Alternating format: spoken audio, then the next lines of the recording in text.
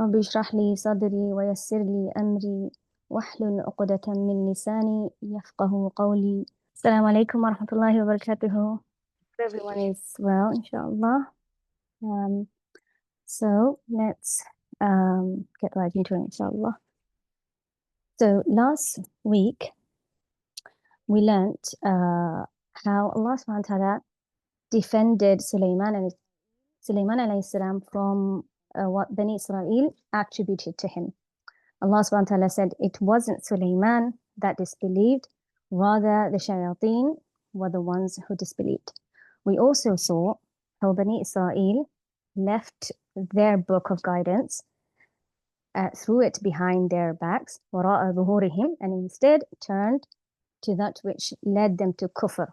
They were told by the two angels, remember, Harut and Marut, that were sent as a test.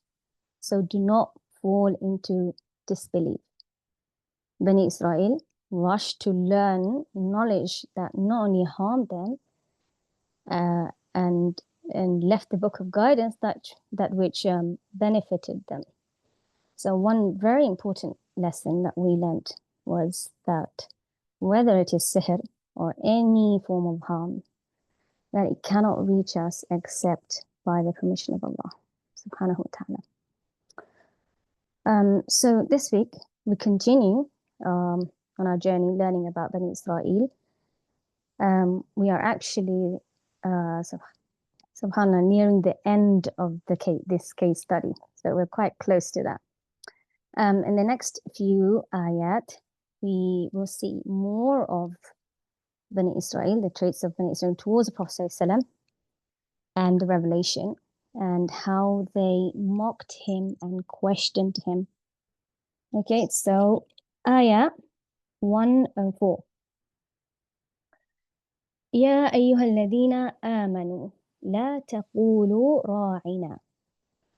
Allah subhanahu wa ta'ala here is saying, "O you who have believed, say not to the Messenger of Allah sallallahu alaihi wasallam, ra'ina." Allah subhanahu wa ta'ala is giving instruction to the believers, addressing them as saying, "O you who believe." Abdullah ibn Mas'ud radiallahu anh said, if you hear nida, a call, O you who believe, ya ayyuhalladhina amanu, then either Allah subhanahu wa ta'ala is telling us something good we should do or something bad we should avoid. So when we hear or see, when we're reciting any ayah beginning with ya ayyuhalladhina amanu, then pay attention.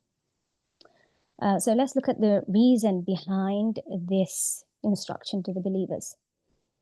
So Allah subhanahu wa ta'ala is saying, La taqulu ra'ina. So whenever the Prophet would be teaching the Sahaba, he'd be teaching the religion, the deen to them, the Sahaba, they would say, ra'ina, as in, Ya Rasulullah, take it easy with us. Speak slowly, repeat, please pay attention to us. But the word ra'ina in the Jewish dialect was a statement of insult, coming from the word ru'una or ra'ina, which meant foolish one, our shepherd, or along the lines of, someone with bad character. So, same word used with different intention and meaning, right? So we see the Yahud yet again, they take a word and twist and change its meaning, as we studied previously. When they were told, you guys remember, when they were told to enter the town, saying a word, anyone remember the word? What were they told to say as they entered the town? Hitta. Hitta. Yes, who said that? Sorry, this is the Fatima. And yeah. How did they change that? And what did they say instead? I think they said hinta or something, right? Which meant wheat. Yeah.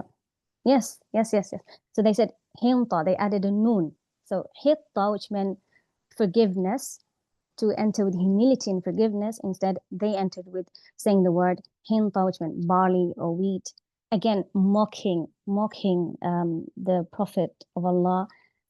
So we also know hadith from Aisha radiallahu anha about the Jews greeting the Prophet ﷺ with assalamu alaikum instead of assalamu alaikum. So removing the lam from there, which meant death be upon you. Aisha radiallahu anha would get angry and say to them, may death be upon you and the curse of Allah. But the Prophet ﷺ would say, don't say that, oh Aisha. Didn't you hear what my response was? Wa alaikum, and upon you. So, the same tricks that they are using again. But what did Allah subhanahu wa ta'ala instruct the believers? He said, وَقُولُوا انظُرْنَا وَاسْمَعُوا. Unzurna, but rather say unzurna and listen.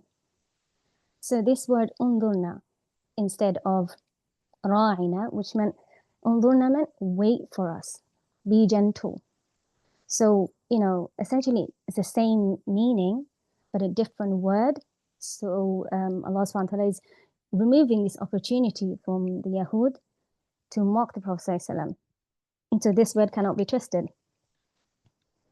And then Allah subhanahu wa ta'ala says, wasma'u, as in listen to what the Prophet ﷺ is saying and act upon it. And وَلِلْكَافِرِينَ عَذَابٌ أَلِيمٌ. As for those who disbelieve and reject the truth, mock the Prophet ﷺ, twist the words, for them, عَذَابٌ أَلِيمٌ, a painful punishment. So, subhanAllah, the lessons that we can learn from this ayah.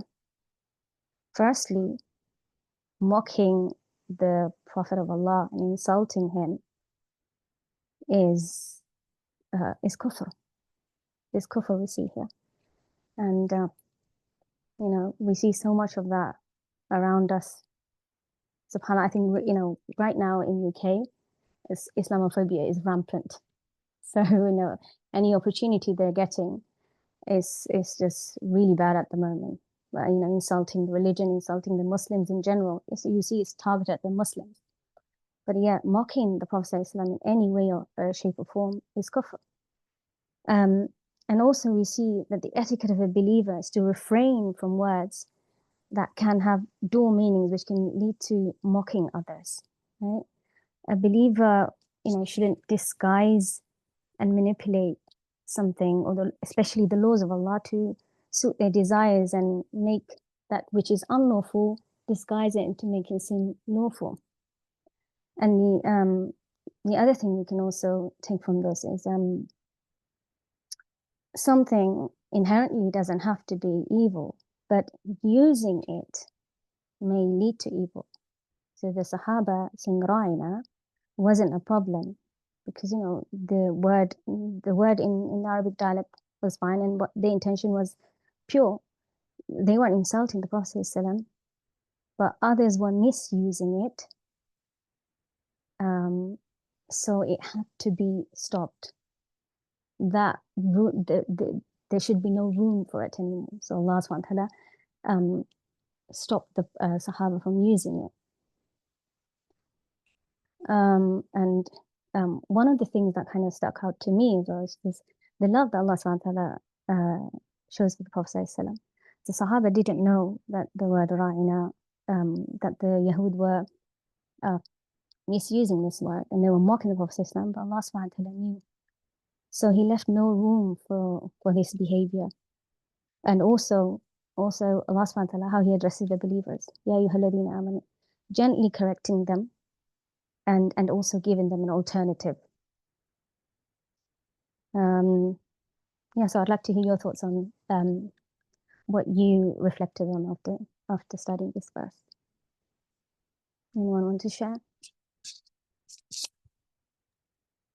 I wanted to share. Assalamu alaikum warahmatullah. Wa alaikum assalam wa barakatuh. Actually, while I was studying this, I've came across I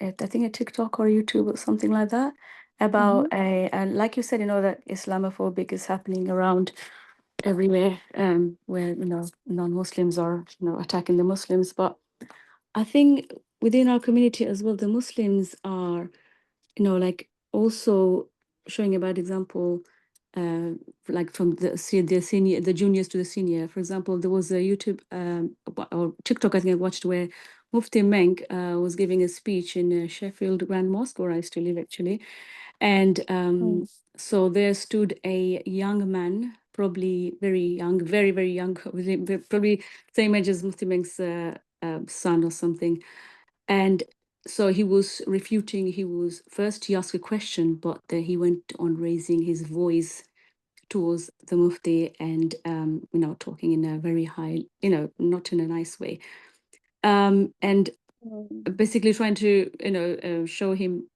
and that so this and show him like what he's saying is not right. He should be saying, because as the boy seems also knowledge in Islam, but I think, and this I kind of reminded me of this because although this is a prominent figure of Islam, and whoever it is, I think it's a very bad sort of, although he was trying to tell him, something Islamic, something that's good. The boy thinks he's religious, or he's, but is it right for him to get up and kind of shout at, and people were feeling sorry for this boy and then saying stuff about the Mufti. And so although he seemed like a student of the Quran and everything, from his words. So if he was, I think doesn't Allah say here that you shouldn't, because they're not equal. Do you know what I mean? He's a junior. He's same age as. There should be some sort of respect, and he should say out of respect to this. So although, was it right for him to get up and point out his mistake, or should he have? Because he thinks he's taking a hadith where he's saying, "Oh, if you don't, when you see wrong, you should say something, about this hadith, about if you can't say with your mouth and say, use your hand, that sort of hadith." So,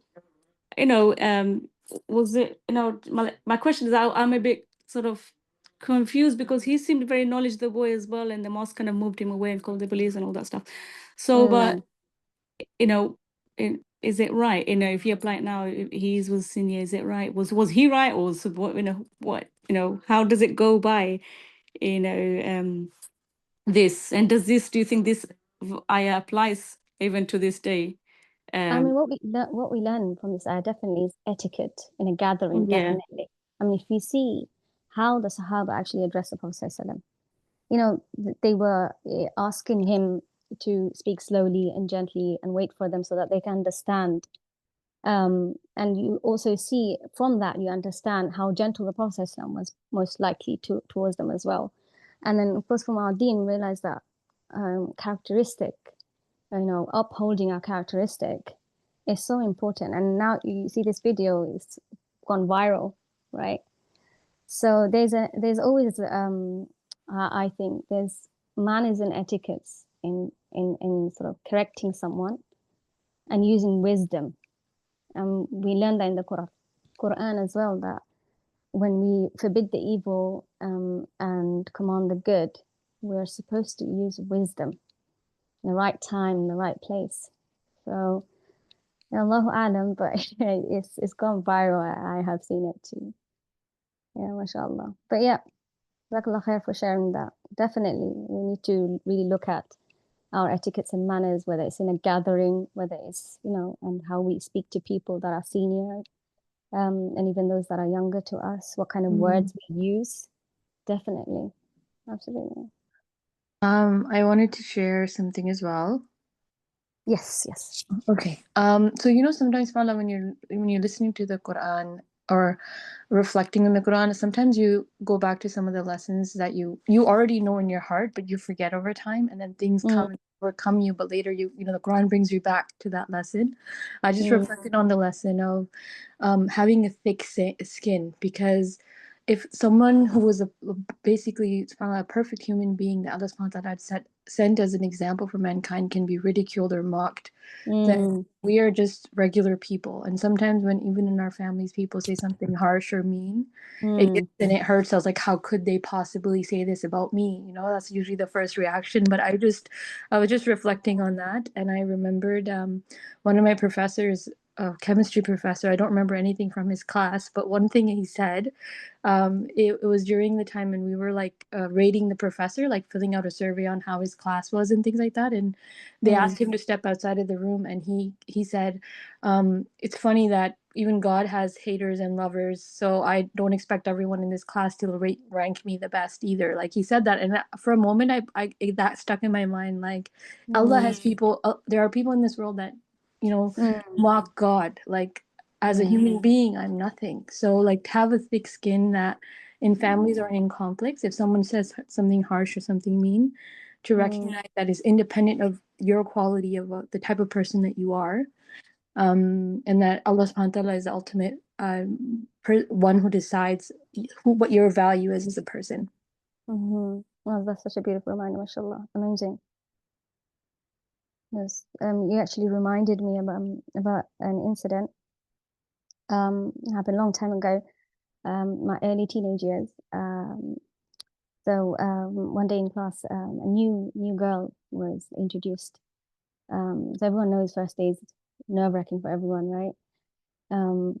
You're shy and everything, don't know anyone. So in my class, a good ratio of us from my ethnicity. So this girl was introduced, and the teacher said her name, and then like there was like everyone was sniggering, laughing because her name in our language meant a goat. So actually, I remember this after reading this ayah as well, because again, as a believer, I mean, we may come across time when in another language, a good word may even mean a bad word in our language. So when you come across in those times, as a believer, you know, we shouldn't misuse this word at the expense of this other person and sort of mock them, you know, because they don't know what we're saying. So again, yeah, as a believer, having the etiquette, and also definitely, Sister Amara, what you said is beautiful, that having a thick skin and that know it's a process for them, like you said, can be mocked. If people are mocking the creator of the heavens and the earth, then who are we? You know? So yeah, Jazakallah khair, amazing reminder. Jazakallah khair. Next ayah. ما يود الذين كفروا من أهل الكتاب ولا المشركين أن ينزل عليكم من خير من ربكم. So neither those who disbelieve from the people of the scripture nor the polytheists wish that any good should be sent down to you from your Lord. So Allah subhanahu wa ta'ala says the people of the book, the Jews and the Christians, and the polytheists, i.e. the mushrikeen of Mecca, both of these groups would prefer that no good would come to the Prophet from Allah subhanahu wa ta'ala. So why do you think the Jews or the Ahlul Kitab didn't want any good to come upon the Prophet? And why did the mushrikeen also not want any good to come down to the Prophet? I think it's first of all because they kind of envied the Prophet, not kind of, they envied the Prophet sallallahu alaihi wasallam, especially because he's not from their progeny, you know, is from Ismail alayhi salam. So, and although I think they know it's the truth, they don't still want to accept it because of their pride and envy. So yeah, definitely. So the Jews, because they were jealous that he wasn't from the Arab, and they wanted to stay the chosen people, right? And what about the mushrikeen, the people of Mecca? Why didn't they want any good for the Prophet? What was As the if the reason? mushrikeen had some similar reason, the tribalism, that he was from different. He was from the Banu Hashim, right? That was Abu Jahl's reasoning was that. Yeah, absolutely. They thought, you know, why would Allah choose you? And there's plenty of, you know, men, you know, higher in status. Why would Allah choose you? SubhanAllah. So yeah, both of these groups, they didn't want any good down. So min khairin min rabbikum, any good from your Lord. They did not want. What is this khair is referring to here? It is the Quran, the revelation, and it's any form of good. They didn't want any form of good from Prophet. we learn from other ayahs in the Quran that whenever harm, Allah sometimes says, whenever good touches you, then it grieves them. And whenever any bad touches you, then they are overjoyed. Subhanallah. So Allah subhanahu wa ta'ala says, Wallahu yakhtassu bi rahmatihi man yasha. Yeah, Allah, but Allah selects for His mercy whomsoever He wills. And Allah is the possessor of great bounty. So Allah knows best where to place His revelation and chooses to bestow His mercy on whomsoever He wills. And Allah's bounty is limitless. No one has the right to say or question Allah subhanahu wa ta'ala and say, and demand prophethood, or to say that they are more worthy for prophethood. So subhanAllah, we see also from the bounties of Allah, and the greatest bounty of Allah that He selects upon people, and the greatest bounty that Allah bestows upon us is His He chose us to be from the Ummah of the Prophet ﷺ, and also He gave us the Quran. Yeah, okay, so let's move on to the next verse, inshallah. ما ننسخ من آية أو ننسها نأتي بخير منها أو مثلها. We do not abrogate a verse or cause it to be forgotten, except that we bring forth one better than it or similar to it. In this verse, we learn the concept of naskh, abrogation. To abrogate or removal of one rule and replace it with another. And so before we go on to discuss what is naskh, we need to see the reason behind the revelation of this ayah. So, again, the Bani Israel always trying to find flaws or ways where they can reject the deen of Allah. So previously, we saw they asked who brings the revelation down. And when they were told it was Jibreel alayhi salam, they said, well, we don't like him, so we don't accept this. So here we will see more reasons for them to mock the Prophet ﷺ, or sort of object, any opportunity to object to revelation and try to cause doubt in the minds of the Muslims. Their argument was, why is Allah changing rulings if He knew it was better? Why is He, subhanahu wa ta'ala, changing His mind? All these objections, while they were familiar with the concept from before, the concept of naskh. Allah subhanahu wa ta'ala sent Isa alayhi salam to them to make rulings easy upon them. He came to make halal that which was haram upon them. As we know, because of their disobedience and arrogance, Allah made certain rulings very strict upon them. If you remember the Sabbath, they weren't allowed to fish on a certain day. And so things were hard upon them. Isa alayhi salam came to abrogate certain verses and make it easy upon them, but they rejected Isa alayhi salam. So this concept isn't new to them. So now let's look at what is naskh. Anyone remember the description of naskh? Is it something that's cancelled, or in English or in Arabic? Which one did you mean by? Yeah, you can. So, do you remember what was the thing said? Abrogation is to write or to abolish and repel, cancel something or replace it. Yep. Something Along the lines. Yeah, definitely along the lines. The removal of a legal ruling or its words by another command in the Sharia. That's what she said, yeah. And then she mentioned 3 types of naskh. Can I have one from each sister? Any sister? 3 types of naskh. Give me one type of naskh. Anyone remember? Was the ruling of alcohol one of it? Yeah, but sort of naskh, how sort of, do you remember the 3 type of naskh? Not actually asking what was abrogated, but the rulings of naskh. Do you remember? No. Anyone else? When the words and command were completely removed. That's one type. Came along.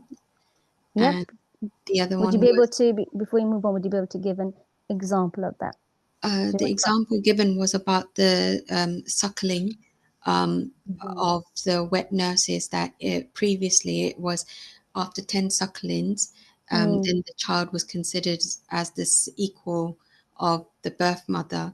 But then afterwards, later on, it was abrogated to 5 sucklings. And then it was the wet nurse was considered as equal as the birth mother.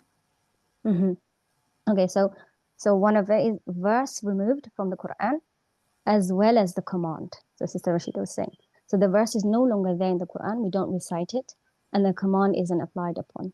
So just to summarize what Sister Rashida is saying, initially the Muslims were told it takes 10 sucklings in order to establish rada'a, which is for a child to be mahram, okay, 10 sucklings. Then later, this was abrogated. This verse was actually in the Quran. The verse is no longer there, and the command is no longer there, and the ruling now is 5 sucklings. It takes 5 sucklings to establish the mahram relationship. Yep. Thank you, Sister Shida. Anyone else? Any other ruling? So verse removed, command removed. We've got one. Yep. So is there one that is the verse is removed, but the rulings is still there? So, for example, I think it's about a person who's married and commits adultery are given, like, I don't know how many lashes, but the verse is removed. I think on that, I'm not sure. I think the verse is moved, but the command is still there, I think. Okay, so you've got it something along the lines. The verse is removed, but the command is there. So those who are married people commit zina, the punishment is stoning to death. So that verse has been removed, but we know that in the Sharia, the command still applies. Yeah? So that's an example of that. Is that understood? So far we've got verse removed, command is also removed. Yeah? That's one type of nasakh. The second type of nasakh, verse is removed, it's no longer there in the Quran, but the command is still there. Yeah? The law is still, law still remains. And the third one, anyone else? Okay, so the other ruling was the ruling abrogated, the command is abrogated, but we still recite the verse. The verse is still there. And one the example is, so we find in Surah al-Baqarah, we will come to it later on, the iddah of a widow was initially 1 year. SubhanAllah, 1 year, can you imagine that? But later, this was abrogated, but still in the Quran, and Allah replaced it with another verse that made the iddah 4 months and 10 days, which is applied now, right? So it's not 1 year anymore. The command does not apply, but the verse is still there. Another example of that will be Surah Mujadala. The Sahaba were told to, before they go and speak to the Prophet ﷺ privately, they were told to give charity. But that ruling, the verse is still there, but the ruling has been abrogated by the next ayah. Okay, so let's go over those quickly over those 3 types of nasakh, which is number 1, a verse is removed as well as the command. So you won't find the verse in the Quran, neither command is applied. Yeah. The second one, the verses are removed. It's not in the Quran anymore, but the command still remains. And the last one we discussed was the ruling abrogated, but the ayah, the verses, we still find in the Quran and recite it till today. Okay, so now let's look at what are the reasons for Allah subhanahu wa ta'ala abrogating verses in the Quran. What are the wisdoms behind abrogation? To make it easier to be accepted. Definitely. So easier in terms of Allah subhanahu wa ta'ala initially ordered us 50 salah, right? And then eventually brought that down to 5. So the reward is still there, but the ruling made so much easier on us. So Allah subhanahu wa ta'ala always tells in the Quran that He wishes ease for us, and He does not wish hard upon us, right? Okay. Yeah. Any other reasons for abrogation? Like the command was time specific. It needed to only be applied for that duration. So it was abrogated. Yeah. So you mean like sort of gradually revealing, yeah? So that, Yeah. you know, things are made easier over time for the Yeah. believers. Yeah. So like an example of that would be, I think you mentioned, was it you, Sister Fatima, mentioning it about alcohol, right? The alcohol. Yeah. Yeah. Yeah. So initially, alcohol was first it was allowed as long as the believers do not come to prayer intoxicated, but eventually that was abrogated and completely prohibited. Okay. Any other reason? To show that Allah has the final command, like He's the one who is able to make the changes. Absolutely. Yep. And we will see how Allah subhanahu wa ta'ala ends the ayah. And also, I want to add to that as well, to test the believers, to see their submission, right? We will see at the beginning of Juz 2, when Allah subhanahu wa ta'ala replaces the Qibla, right, from Jerusalem to Mecca. So that abrogation there is also a test. It was a test on the believers to see who submits and who follows the Messenger of Allah. So it's a test of submission as well. One question I want to ask is, what do you think the reason is so keeping the verses if the rulings are not applied anymore? So what could be the wisdom behind having these verses there? I think it would be to show that, you know, this is how it was, and or something, you know, has been abrogated. For example, it's not happening now, or just, I feel that it's also to seek more knowledge into this as well, and then and learn as you go, and, you know, go to the next verse or next chapter, and you just, you know, you learn more and you gain more knowledge about the Quran, and from difficulties to the ease. It was more like a reflection, I think. That's what I learned. Yeah, mashallah. Yeah, I think in so many, of course, there's so many wisdoms where Allah has each and every letter in His book. But definitely, if you think about it, if the verse is there, and every time we recite it, we're getting more reward, right? Every letter is 10 hasanat, so we're getting rewarded for reading those verses, even if the command is not applied. So we see Allah subhanahu wa ta'ala says, "Na'ti bi khayrin minha aw mithliha." So when Allah subhanahu wa ta'ala abrogates a verse, He brings better than it or similar to it. So Allah will bring something better, and because Allah's bounty always increases, especially for this ummah. So Allah subhanahu wa ta'ala replaced the Torah with the Quran.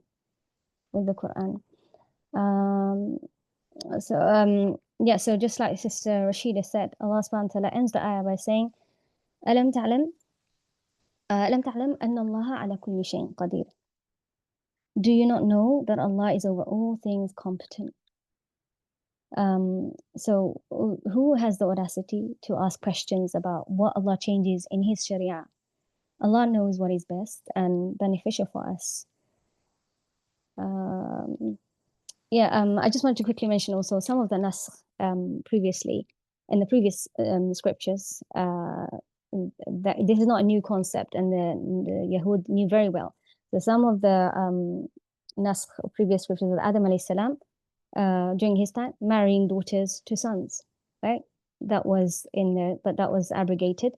Prophet Nuh alayhi salam was allowed to eat all kinds of animals after he left the ark, later prohibited. And then Bani Israel also during their time, they were allowed to marry two sisters at one time, but Allah subhanahu wa ta'ala later on abrogated that in the Torah. So we see that this is not a new concept. Is there anyone have any reflection about nasakh?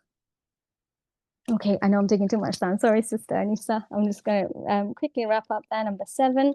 ألم تعلم أن الله له ملك السماوات والأرض وما لكم من دون الله من ولي ولا نصير. Do you not know that to Allah belongs the dominions of the heavens and the earth, and that you have not besides Allah any protector or any helper? So Allah subhanahu wa ta'ala telling us here that He can do whatever He wants. He owns everything in the heavens and the earth. If you question and doubt the deen, the rulings of Allah, if you disobey Him, then there will be no wali, no helper besides Allah subhanahu wa ta'ala. Yeah, and that's my part done. Any reflections at all on these few ayats I covered? Anyone want to share anything, final words, before I pass it on to Sister Anisa? And I've taken a very long time. No? Okay. Anisa, you can take it on. I do apologize. No, don't be silly. Jazakallah khair, Sister Hasina.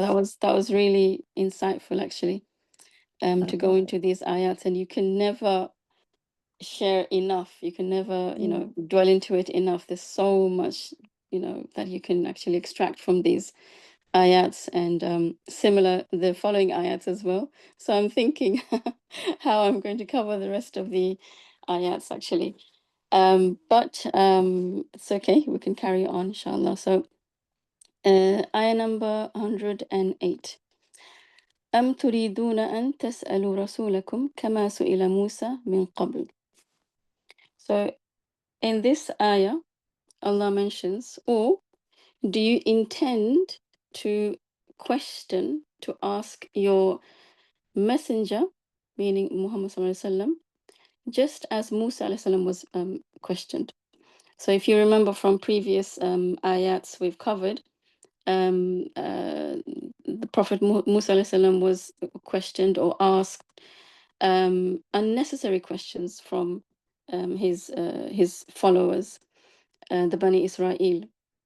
And one of the incidents was the incident of the Kahf. And also when Musa alayhi salam returned back from the with the Torah, they said, we're not going to believe until we see Allah. So statements, remarks, questions, just, they had this habit of never obeying the prophets in the first instance, always challenging, always. And this is, as we've learned, this is because they do not want to obey. They have this laxity or this procrastination towards any commandments that comes down. And this, of course, Muhammad sallallahu alaihi wasallam experienced as well firsthand, where he actually thought that the people of the book, the Jews and the Christians, would be actually the first people to actually believe in this message because of their connection to Islam and the fact that they received scriptures from before. So they had knowledge of Allah, and in their books also the mention of Muhammad sallallahu alaihi wasallam. So it's to his surprise that he was actually faced with this defiance from the Bani Israel, where he is experiencing similar to what the prophets of the past have also experienced. We continue. وَمَنْ يَتَبَدَّلِ الْكُفْرِ بِالْإِيمَانِ فَقَدْ ضَلَّ سَوَاءَ السَّبِيلِ. So, and whoever exchanges faith for disbelief has certainly strayed from the soundness of the way, from the straight path, in other words. So if this is, in fact, asking unnecessary questions, and the intention behind those questions is not for guidance, it's as Sister Hasina mentioned, to ridicule or to mock the Prophet ﷺ, or to cast doubts in the hearts of the believers, and just to cause a palaver or a mayhem in the society, really, regarding this revelation, the Quran. So they had this habit, and they were, it's amazing to see that the traits continue from the beginning of the Bani Israel to this time in point, even up until now, as we can see as well, we can witness ourselves. So moving on, the next ayah. وَدَّ كَثِيرًا مِنْ أَهْلِ الْكِتَابِ لَوْ يَرُدُّونَكُمْ مِنْ بَعْدِ إِيمَانِكُمْ كُفَّارًا حَسَدًا مِنْ عِنْدِ أَنفُسِهِمْ مِنْ بَعْدِ مَا تَبَيَّنَ لَهُمُ الْحَقُّ. So in this ayah, Allah mentions that many of the people of the scriptures wish that they could turn you away as disbelievers after you have believed, out of envy or out of jealousy from within themselves, even after the truth has become clear to them. So their intention was to sabotage the religion of Islam and the propaganda and to create propaganda as well, so that no one, even if to repel people from believing, and those who have believed, those who have submitted, to cast doubts in their hearts so that they can turn back to their own faith, the previous faith that they were on. And this is out of, Allah says, out of jealousy within themselves. And I want to capitalize on this part that Allah mentions, that this act that they are doing and this unnecessary questioning and causing doubts in people's hearts, these acts out of rebellion, they're doing because of jealousy that's embedded within themselves. And if you notice, the very first sin that took place, or the very first rebellion that took place, was rooted out of jealousy. And that was, who was that? So it was the Kabil, I mean, Habil and Kabil. So I think it's rooted from Yeah. that. Yeah, so that was definitely an example of a jealousy. But the very first one was Iblis, wasn't it? of course, So yes. Iblis, he was jealous of Adam alayhi salam. And before even the arrogance, he didn't even know that arrogance existed in his heart until he was challenged and he was jealous. So the feeling on the emotion of jealousy that came about in his heart, that gave birth to arrogance. So jealousy, hasad, is the literal meaning is like a peel or a scratch. And I was, some of the scholars, they have described it as an insatiable itch inside the heart. So similar to, if anyone's like been bitten by a mosquito, or anyone suffers from eczema or any skin condition, you'll realize that the more you scratch, it doesn't take away that itch. So the best thing to do is to leave it, is to ignore it. But if you scratch it, you will continue to scratch. You will be so itchy that you will continue to scratch, and then infections may take place. Infections may happen. So it goes from bad to worse. And going into this, the jealousy, can anyone, like, I want to open up the floor for discussion more. Like, tell me more about the jealousy, like why it happens, the symptoms of jealousy, how to overcome. If you've felt jealousy, how did you overcome it? If you felt someone else being envious towards you, how did you deal with that? Or how would one deal with that? And the effects of jealousy. I know I've thrown a lot at you, but I want to open up the floor for discussion. I want you to engage with me in terms of jealousy, because this emotion everybody feels. We all feel it. We've all been through it. We've all been affected by it. But how do we deal with it? And how do we identify it? I think different jealousy comes in different forms in different places. For example, there's a jealousy of when someone has something and you don't, and you don't want, you want it, and or you don't want good for somebody, or there's a jealousy of a wife, just dreaming about maybe, her husband with, getting married to somebody else.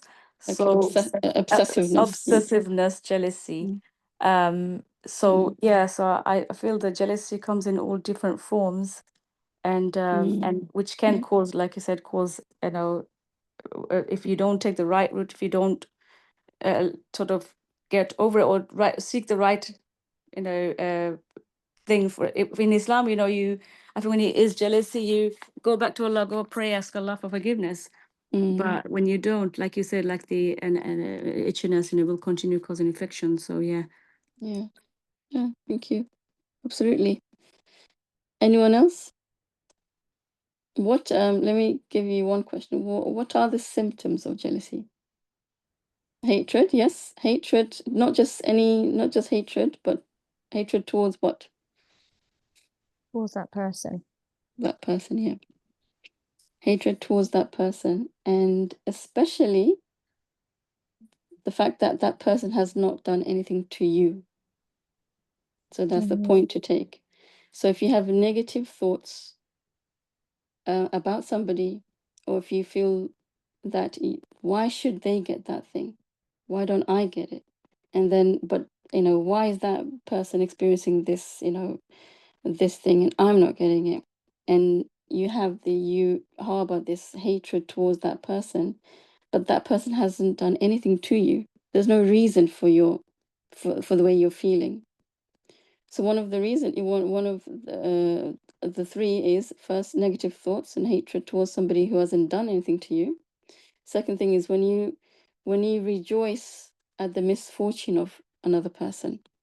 So when someone has done good, for example, someone passed their driving test, someone got first class honors in their degree, someone got married to a really handsome man, someone, you know, who's wealthy, got a new car, you actually saddened by these things. You actually saddened by their happiness, their blessings, and you rejoice at their misfortune. So when someone has experienced something bad or negative, inside you feel you feel happy that this person has been through this, has gone through this.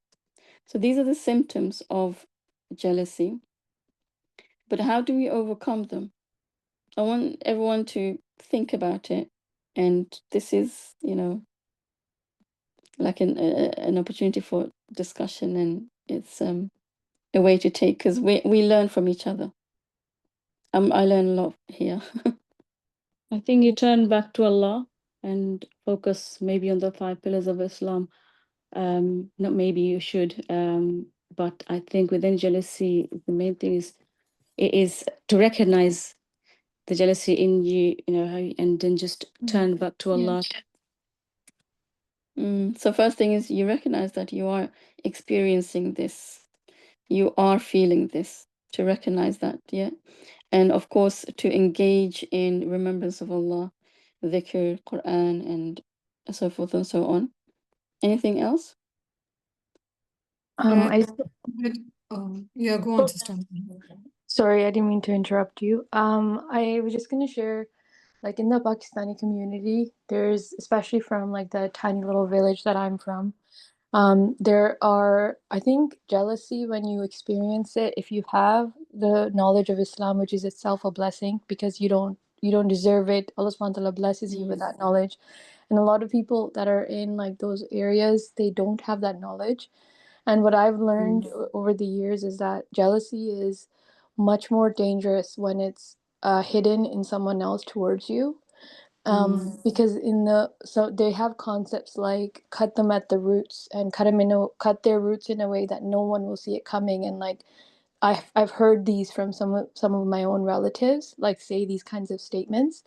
And it's just so scary because as someone who's like, you know, you want good for others, like one of the negative sides of that is you kind of expect everyone around you is like that. And that's not the case, right? Because everybody projects who they are on other people. I think when I was younger and I used to read, you know, Surah An-Nas, and I used to I'll look at, you know, or Surah Al-Falaq, and I used to look at the ayat where Allah says, Allah basically tells us to ask for protection against hasad. I used to be like, why? Just jealousy is just a little, it's not a big thing. But when I've experienced how how deep it goes, because the person in front of you will be your friend, but internally they're plotting all the different ways to take you down, and you can be Absolutely. honest and share with them as much as you can. So I think jealousy is probably the most dangerous thing that's hidden, and it can hurt you in such a deep way.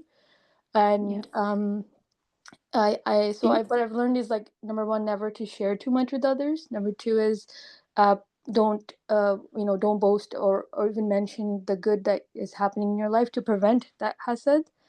And also never underestimate the closest people to you, how badly they're planning to take you down.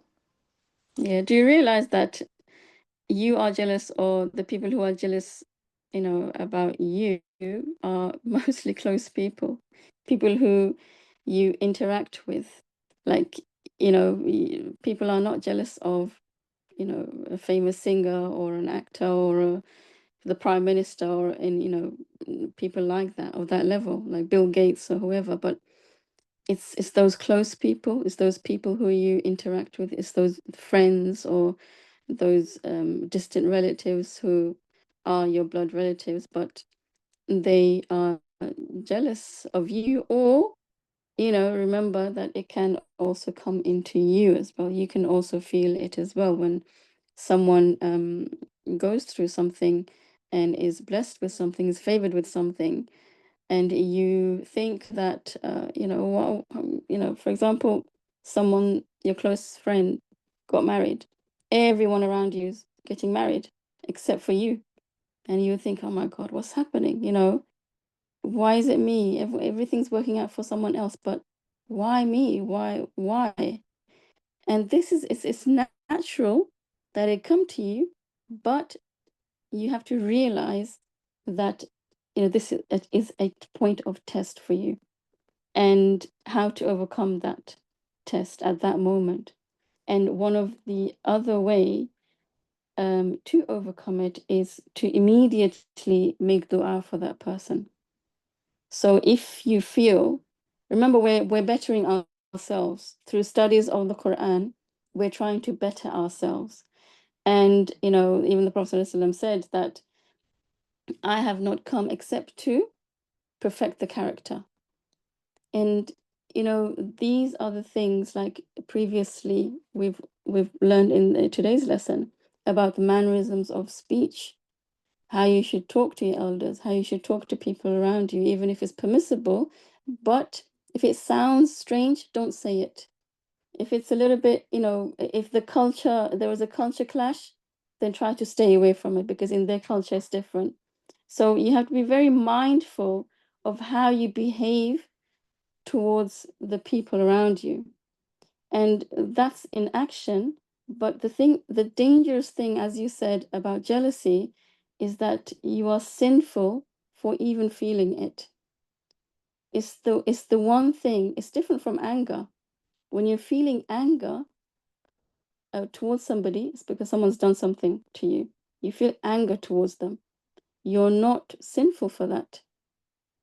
But because that person has done something to you, or you're angry because of something happened, but you're not acting upon it.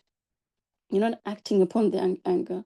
But jealousy, even though you're not acting upon it, is sinful in and of itself, because it's so dangerous that it can breed very, very quickly, like a virus. Because especially when you're continuously thinking about other people and not looking within yourself. So it is a dangerous thing, which is why it's important to know, when, if you are feeling this thing, and how to repel it, how to overcome it. Monitoring our heart, that's another thing. Monitoring how we feel. If, when somebody's going through something that's, they're favored by Allah, they're going through a particular good patch in their lives, and you don't have that thing, you can ask Allah for it. Like Zakaria alayhi salam, when he witnessed that Maryam alayhi salam, she received the provisions in her mihrab from Allah, direct from heaven, then immediately there and then he asked Allah for a son, like a miracle, something like that miracle Allah is providing, and he turned to Allah, he asked Allah for a son, and then his dua was accepted. He didn't feel jealous. He didn't feel like, oh, why is she getting provisions or she getting this, and how come I'm the Prophet of Allah and I'm not getting it? I'm not getting anything. I'm not getting what I wanted.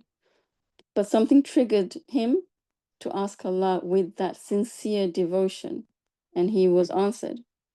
So making dua for that person, even if you have to force yourself, to make dua for that person, make dua for that person there and then. And of course, monitor your heart. Anything else like do you want to add to this? No.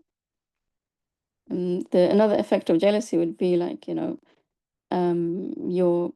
it breeds arrogance. You'll become arrogant afterwards, and also you are not grateful enough to Allah.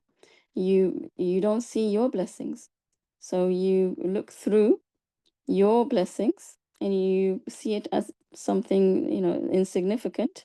You don't even see it, and in turn you become ungrateful to Allah, and your iman is weakened.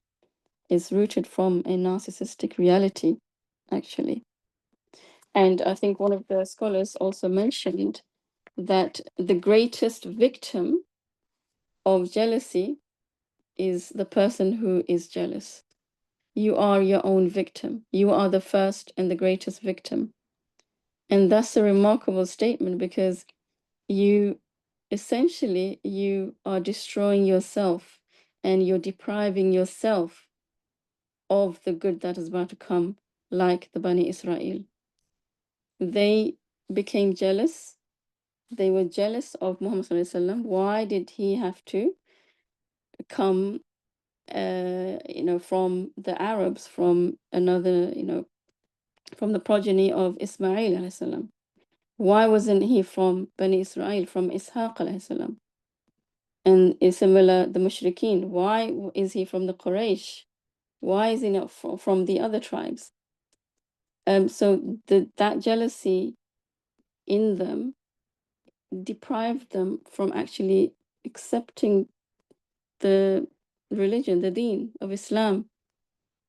And what a chance that they missed in actually in realizing that this is the true path to salvation, and the path to actually enter paradise, because of jealousy.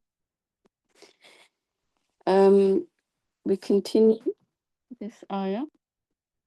أنفسهم, and despite the truth being made clear to them, they still became jealous, and they wanted to turn away the Muslims back to disbelief from Iman. فَاعْفُوا وَاصْفَحُوا حَتَّى يَأْتِيَ اللَّهُ بِأَمْرِهِ. So that's also one of the things the Prophet ﷺ was commanded, that forgive and forget, basically. So their actions, their hostility towards the Prophet ﷺ, towards the believers, in due time Allah will deal with them. But for now, Allah is commanding, just overlook them. Just overlook them. And just wait. Inna Allah ala kulli shayin qadir. So wait for Allah's amr, wait for Allah's command, because Allah is powerful over everything. So for now, you might be going through this suffering at their hands, and this unnecessary questioning, this unnecessary behavior, their hostility towards the Prophet ﷺ, their transgression and their defiance towards him, towards the deen.